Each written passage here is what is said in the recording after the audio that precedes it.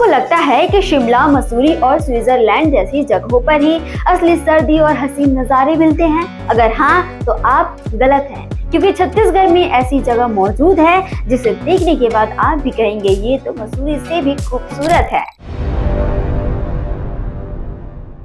छत्तीसगढ़ का कबीरधाम जिला मैकल पर्वत की तलहटी में बसा। यहाँ का मौसम पूरे साल ठंडा रहता है और यहीं पर है एक अनोखा गांव सरोधा दादर। यह गांव रायपुर से करीब 140 किलोमीटर और कबीरधाम से 50 किलोमीटर दूर है। सरोधा दादर के पास ही है चिल्फी घाटी, जिसे छत्तीसगढ़ का कश्मीर भी कहा जाता है।